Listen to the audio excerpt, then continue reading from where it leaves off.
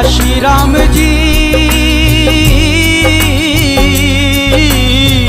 श्रद्धा के फूल अर्पित करते हैं, हम करते हैं तुमको नमन। काशी राम जी श्रद्धांजलि हम देने आए हैं, हम करते हैं तुमको नमन। काशी राम जी श्रद्धा के फूल अर्पित करते हैं, हम करते हैं तुमको नमन।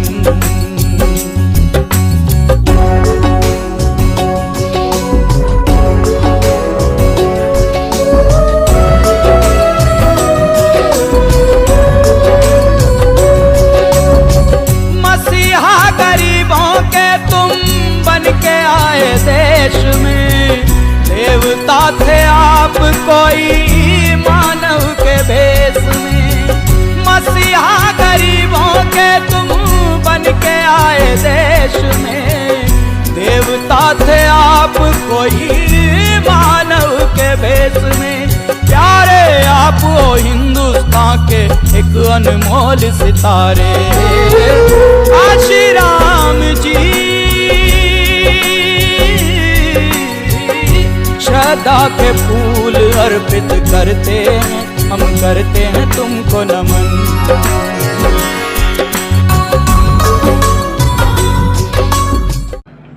जो भी थोड़ा बहुत समय हमारे पास है, अगर आप लोग ध्यान से सुनेंगे तो उससे हम जरूर कुछ लाभ उठा सकेंगे।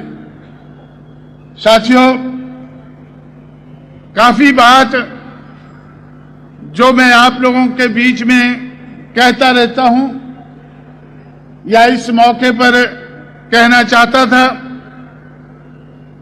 वो मायावती ने आपके सामने विस्तार से बात रखी है।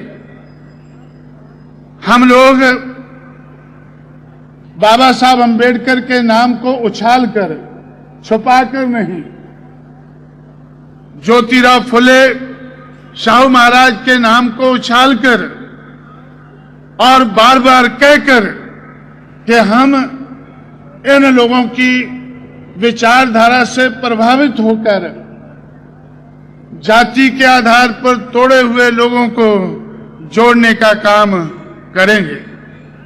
और जब ये लोग जो 6000 जातियों में तोड़े गए हैं, जब ये जुड़ जाएंगे तो ये हमारे देश के हुक्मरान बन सकेंगे।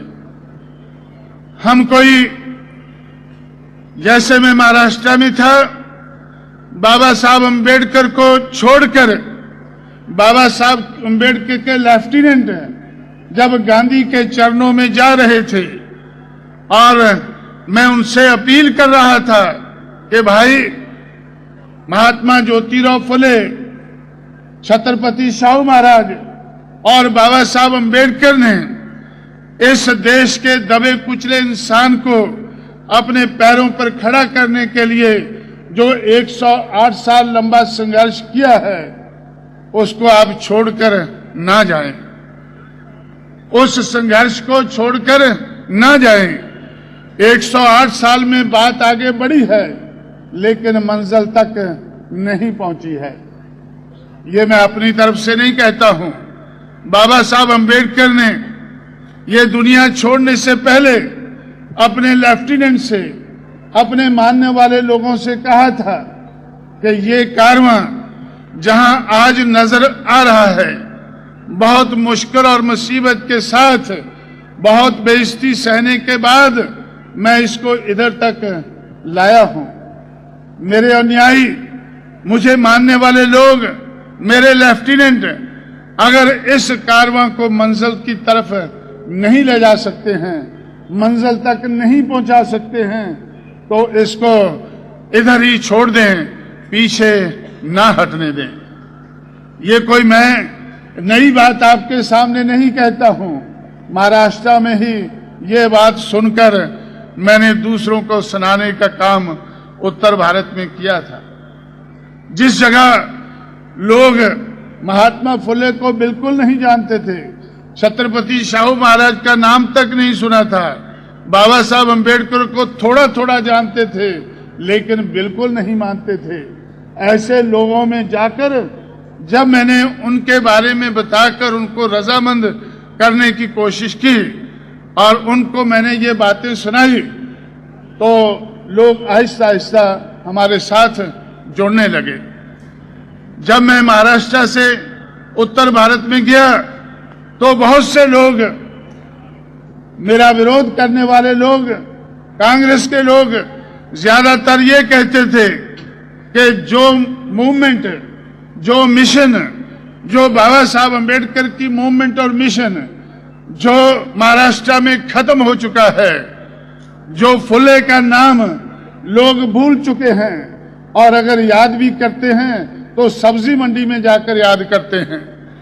महात्मा फुले का अगर नाम याद भी करना है तो कोई सब्जी मंडी में जहां साग भाजी बिकती है वहां उनका बुत खड़ा कर देते हैं कि ये भाजी वाला आ गया है। तो इस तरह से साथियों, लेकिन महात्मा फुले को भाजी वाला, सब्जी मार्केट वाला समझकर मैंने उसके बारे में नहीं सोचा।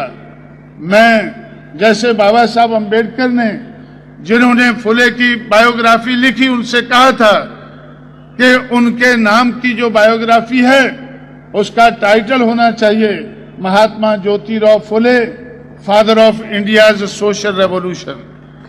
महात्मा ज्योतिराव फुले सब्जी वाला, भाजी वाला नहीं, पगड़ी वाला नहीं, बल्कि father of India's social revolution. इस देश में सामाजिक परिवर्तन का पितामह के नाम से बाबा साहब ने उनको याद किया तो मैंने भी समझा कि इस हिसाब से मुझे लोगों को ये बात बतानी चाहिए। और छत्रपति शाहू महाराज के बारे में महाराष्ट्र में ही मैं सुनकर गया था कि गंगाराम कामले की चाय की दुकान उन्होंने खोली और खुद उस पे जाकर वो चाय पीते थे।